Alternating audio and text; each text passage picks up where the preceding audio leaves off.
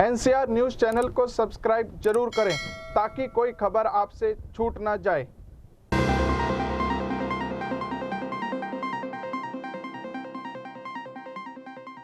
गुरुग्राम के आर्टेमिस अस्पताल में वर्ल्ड कैंसर डे बड़े ही धूमधाम से मनाया गया। पेश है एक रिपोर्ट।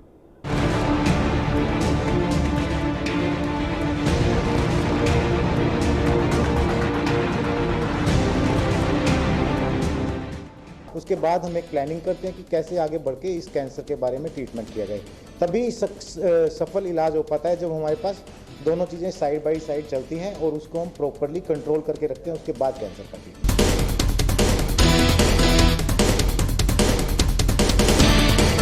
क्योंकि देखो, कैंसर की एक फंडामेंटल प्रॉब्लम ये होती है कि जब तक किसी को सिम्टम होते हैं, कॉमनली देखा गया है कि कई बार स्टेज इतना हो जाता है कि पेशेंट का ट्रीटमेंट मुश्किल होता है। इसलिए हालांकि शुरुआती सिम्टम हर कैंसर के अपने इंडिविजुअल होते हैं।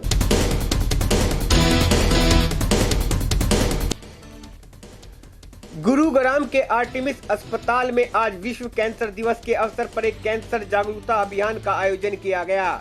इस अभियान का उद्देश्य लोगों के बीच कैंसर के कारणों और उसके रोकथाम के बारे में जागरूकता फैलाना था। इस कार्यक्रम के दौरान आर्टेमिस हॉस्पिटल के ऑन्कोलॉजी विशेषज्ञों की टीम द्वारा विभिन्न गतिविधियों और इंटरैक्टिव सेशन का भी आयोजन किया गया था। इस मौके पर डॉक्टर हरि गोयल, डॉक्टर पवन के सिंह, डॉक्टर दीपक झा, डॉक्टर सुबोध चंद्र पांडे, डॉक्टर आशु कुमार जैन और डॉक्टर प्रिया तिवारी के अलावा आर्टेमिस के मार्केटिंग जीएम फरीद खान भी मौजूद रहे। ऑन्कोलॉजिस्ट की टीम ने कैंसर को लेकर भ्रम के कारण होने वाले अनावश्यक तनाव को कम करने के लिए डायग्नोसिस के महत्व पर प्रकाश डाला। साथ ही उन्होंने उपचार सुविधाओं के बारे में विस्तृत जानकारी भी दी। एक अन्य इंटरेक्टिव सेशन के दौरान नियमित स्क्रीनिंग को जीवन शैली के एक भाग के रूप में शामिल करने को लेकर जागरूकता उत्पन्न की गई। जागरूकता अभियान के दौरान आर्टेमिस हॉस्पिटल ने निःशुल्क मैमोग्राफी, सीबीसी और निकोटिन रिप्लेसमेंट थेरेपी का वितरण भी किया। टीम ने लोगों से कैंसर स्क्रीनिंग टेस्ट और मुफ्त ओपीडी कंसल्टेशन में भाग लेने का आग्रह भी किया। अगर आपने अभी तक हमारा चैनल सब्सक्राइब नहीं किया तो अभी सब्सक्राइब करें और बेल आइकॉन को क्लिक करके हमारी लेटेस्ट वीडियोस के बारे में अपडेट जानें। उम्र के लोगों को होता है, तो जब भी जैसे कोई 60 ईयर या 70 ईयर के लोगों में कैंसर होता है तो उन लोगों में एक या दो बीमारी जैसे लंग्स की बीमारी या हार्ट रिलेटेड या ब्रेन रिलेटेड कोई ना कोई डिजीज सामने रहती है।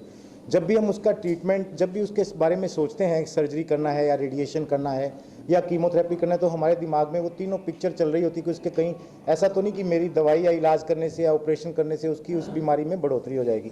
तो हमें साइमल्टेनियसली उस बीमारी को कंट्रोल में रखना पड़ता है। उसका भी स्पेशलाइज्ड ट्रीटमेंट जो हमारे बाकी डॉक्टर्स हैं उनकी राय लेके चलते हैं कि इसको आप कंट्रोल करिए।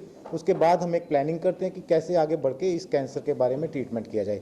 तभी सफल इलाज हो पाता है जब हमारे पास दोनों चीज़ें साइड बाय साइड चलती हैं और उसको हम प्रॉपरली कंट्रोल करके रखते हैं। उसके बाद कैंसर का ट्रीटमेंट शुरू करते हैं। क्योंकि देखो, कैंसर की एक फंडामेंटल प्रॉब्लम ये होती है कि जब तक किसी को सिम्टम होते हैं, कॉमनली देखा गया है कि कई बार स्टेज इतना हो जाता है कि पेशेंट का ट्रीटमेंट मुश्किल होता है।